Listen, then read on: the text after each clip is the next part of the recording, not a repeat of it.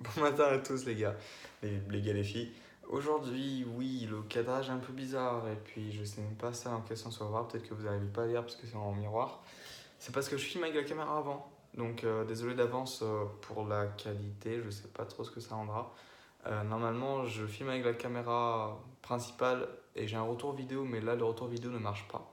Du coup, pour cadrer, c'est compliqué, du coup, je suis obligé de faire comme ça.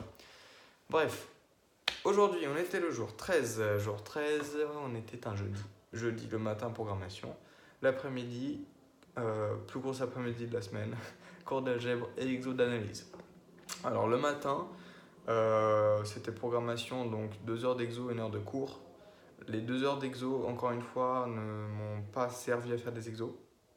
Et je crains que ça va être comme ça tout le temps, en fait. Parce qu'en fait, tous les exos que donnait le prof dans la série, c'était des exos qui étaient dans le cours en ligne avant. Bon, du coup, je les avais déjà fait. Sauf un que je me suis dit, bon, allez, c'est pas grave, c'est un exercice supplémentaire, tu le feras une autre fois.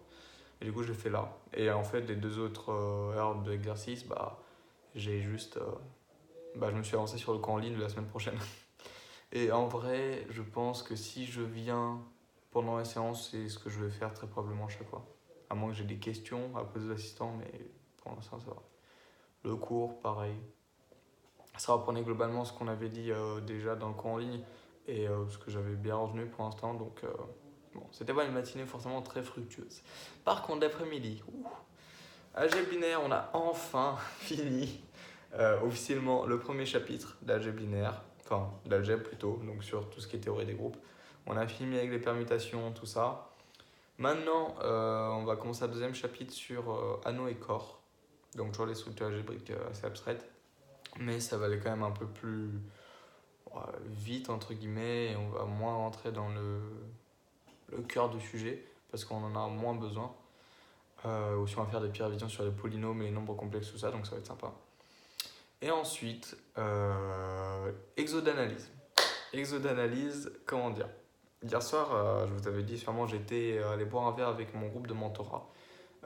J'expliquerai après ce que c'est le mentorat. Et du coup, mon mentor, qui est en troisième année, du coup, qui connaît un peu mieux le PFL que moi, tout ça, et et il se trouve qu'il est également assistant dans ma classe d'analyse. Du coup, c'est avec lui que je fais les exos.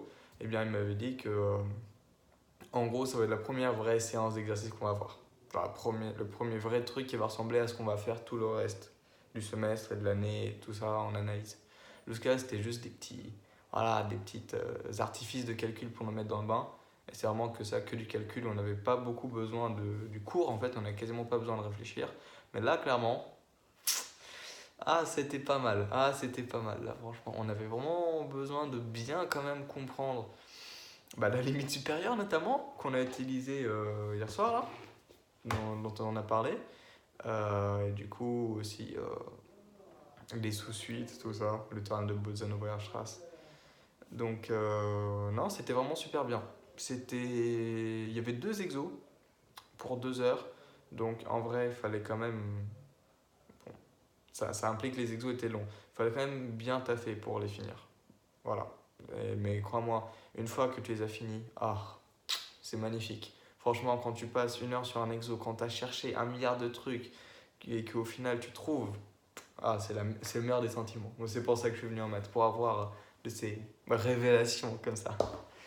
Donc voilà, tout ça pour dire que j'étais content de ma série d'analyses. Et oui, la vidéo commence déjà à être longue, mais on va parler d'un autre truc, quand même, qui me semble important. Je sais pas, peut-être que je ferai un jour une vidéo à côté des journaux de bord pour spécialement ce sujet, qui sont le coaching et le mentorat. Donc le coaching et le mentorat, ce sont des choses qui sont mises en place à l'EPFL pour aider les étudiants. Donc le coaching, c'est quelque chose qui est général, qui est... bah, en fait, chaque section, c'est une sous, sous-filiale de l'Association générale des étudiants. Et du coup, chaque section a son groupe de coaching.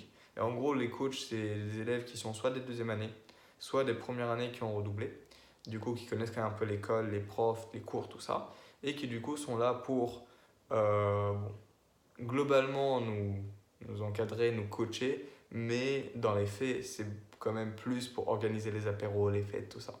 Ils sont quand même là aussi pour nous répondre à des questions, si on a des incertitudes sur comment fonctionne un truc, tout ça.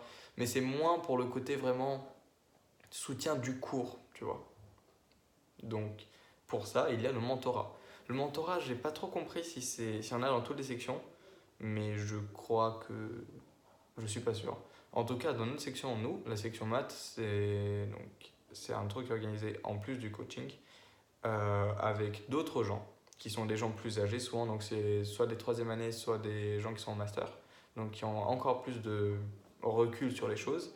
Et du coup, c'est des gens qui souvent sont des assistants, donc ça veut dire qu'ils sont payés pour, pendant quelques heures par semaine, aider les profs, notamment pour les séries d'exo. Donc, ils sont là pour nous aider vraiment plus pour les cours, disons.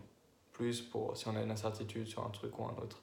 Aussi pour voilà, du soutien à côté, entre guillemets, si on a besoin d'une connerie pour le fonctionnement de l'EPFL en soi. Mais ils sont beaucoup plus là pour les cours. Donc, c'est deux dispositifs qui sont intéressants.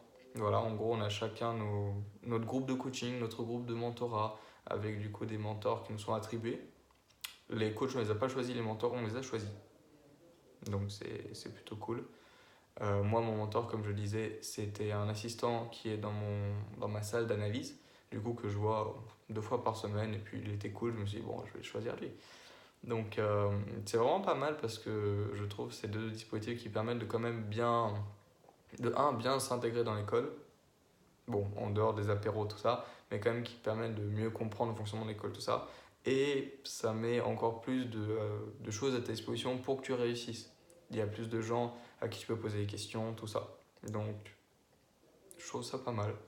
Dites-moi ce que vous en pensez en commentaire.